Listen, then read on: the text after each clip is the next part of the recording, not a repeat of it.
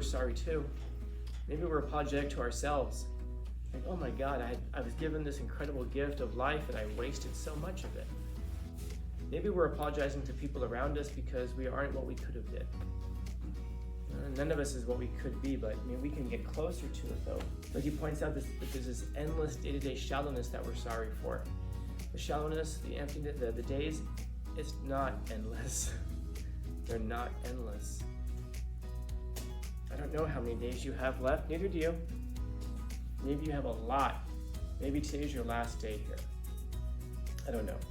Live like there's going to be a tomorrow, because if tomorrow doesn't come, then today didn't matter, of course. So you set yourself up for tomorrow through today. But don't give up today for tomorrow, because there's so much to be experienced in today. There's a lot to be experienced in today. And like, should you live for today or tomorrow? Yes. Just don't live so much for yesterday, and don't live in yesterday. Don't live in the past. The past is great. It's a good guide. It's a good warning. It tells us who we were, but remember, it only tells you who you were. It doesn't tell you who you are, and it certainly doesn't tell you who you're going to become.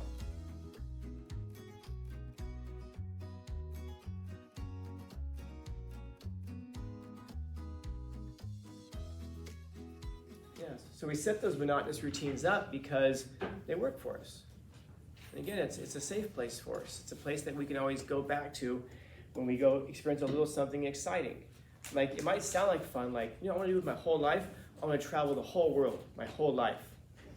It wouldn't be as fun because you'd spend a lot of time in airports, a lot of times in taxis, a lot of times, lost. It would lose its kind of spike of excitement. If instead you go to work and you work your 9-to-5 job, you go home, hang out with your family and do the little things, and then it's like, it'd be exciting, what, next summer, we should go on vacation. Oh yeah, and you start planning it. But planning it is the exciting part. What we're gonna go do is the exciting part. Going and doing it, like, you walk in the airport and you're like, this is an airport.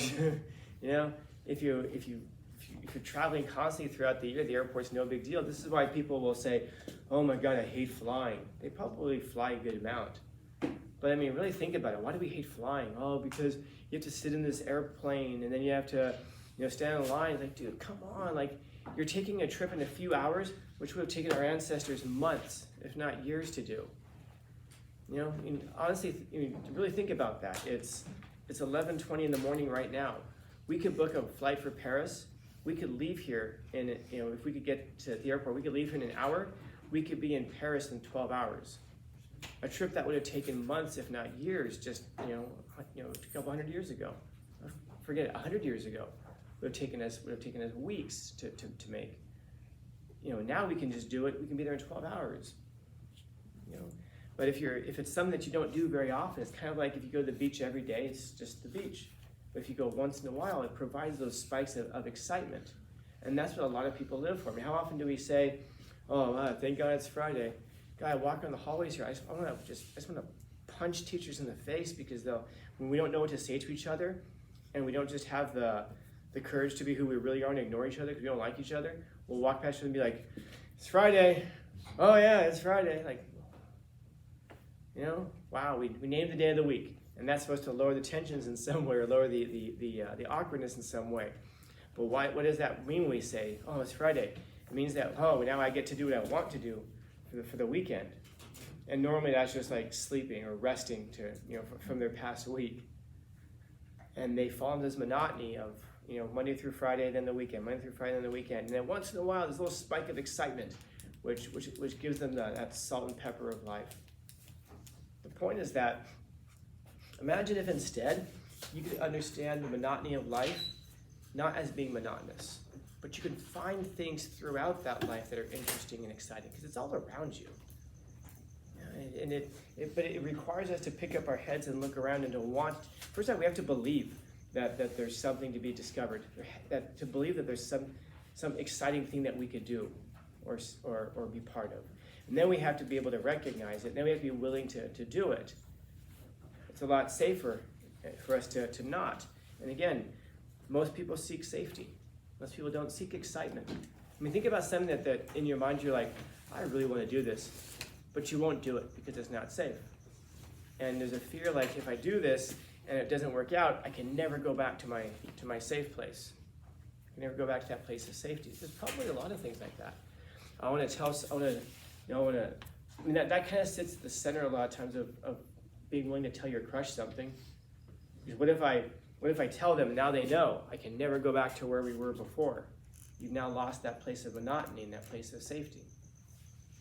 So you stepped into the chaos, but you can't go back into the order. So now you have to try to somehow do what you've done and somehow create order out of the chaos that you just introduced into your life. And so, but there's something, again, if you can somehow find something exciting in that day-to-day life, little things, and it doesn't have to be big things. You know, I mean, think about, my goodness, when you walk into this classroom, like, do you know what you're going to get? No, probably. I hope not. You don't know which Scanlon you're going to get. How was Scanlon last time? Oh, God. No, I was no God. I'm only a man.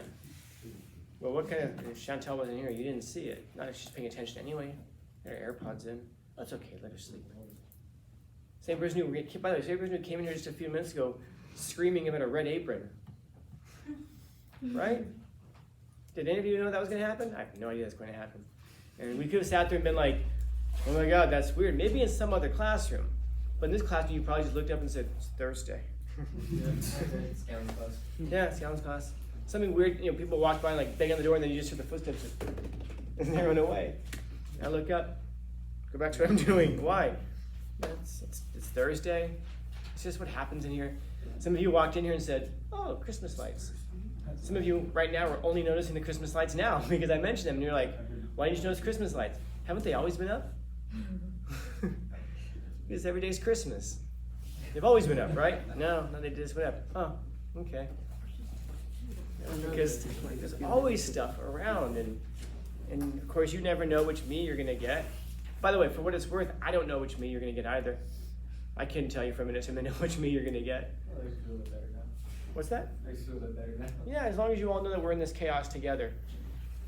But then again, by the way, I don't know which of you I'm going to get either. Some of you will walk in and you'll be in a great mood one day, and some of you will not be. Some of you will, sometimes I'm talking to nobody. Everyone's head is down doing something else, and they're on their phones, and sometimes everyone's looking up. And sometimes everyone's looking up, and they're pretending to pay attention, and sometimes you actually are.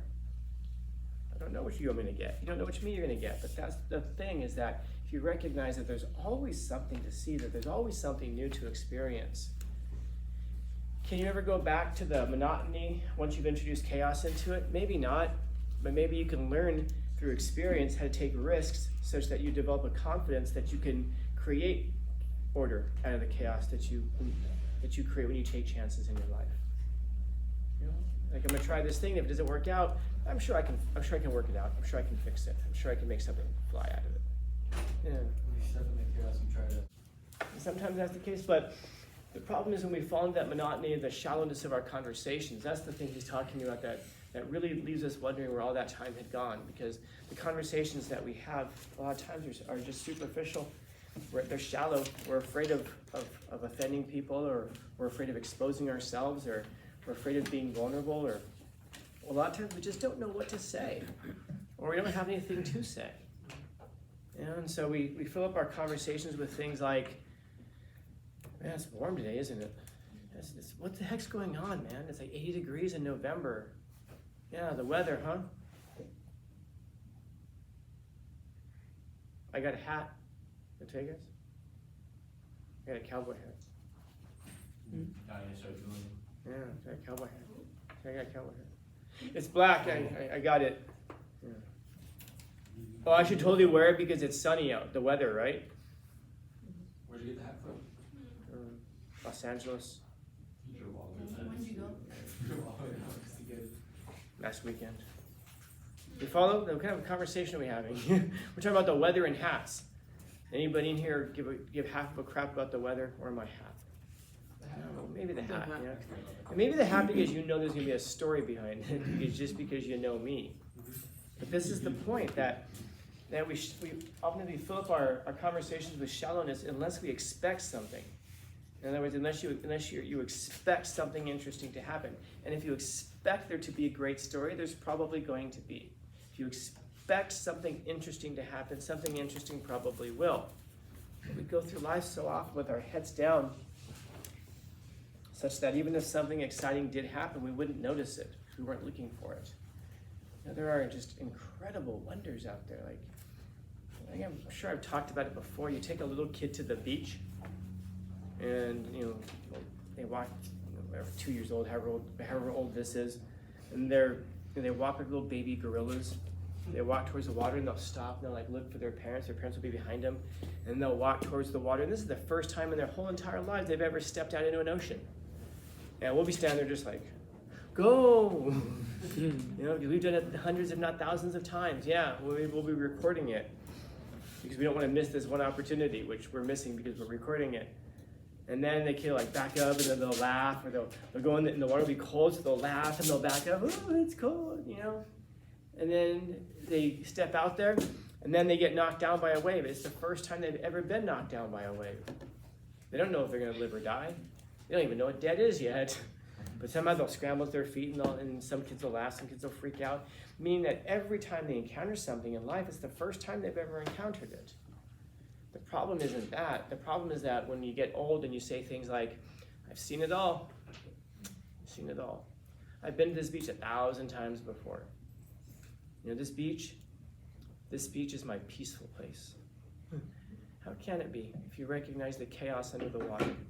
Maybe you've never looked.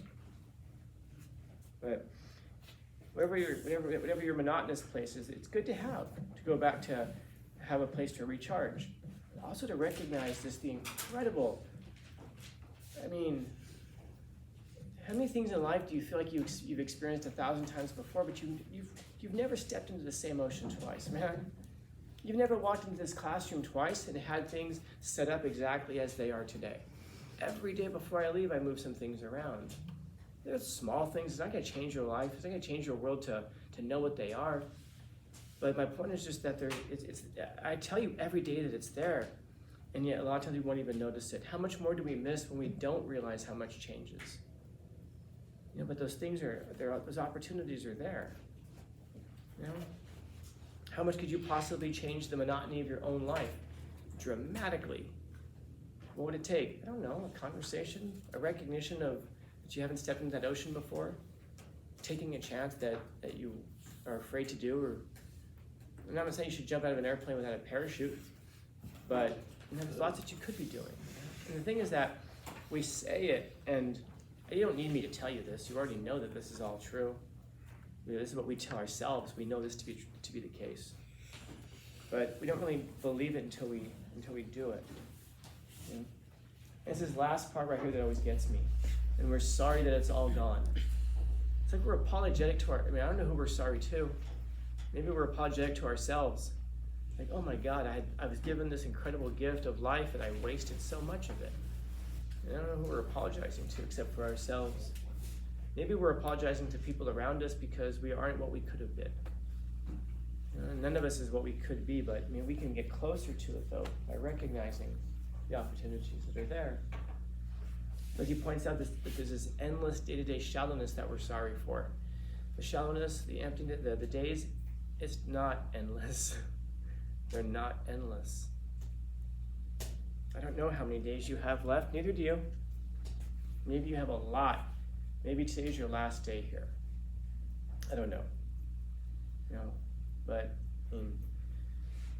live like there's going to be a tomorrow. Because if tomorrow doesn't come, then today didn't matter, of course.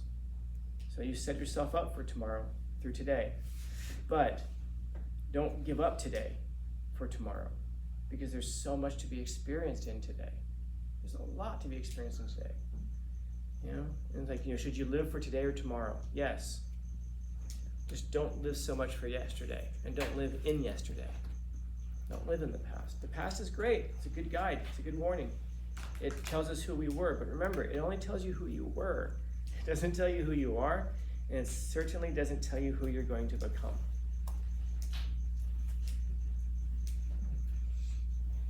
Questions, comments, concerns, complaints, criticisms, critiques?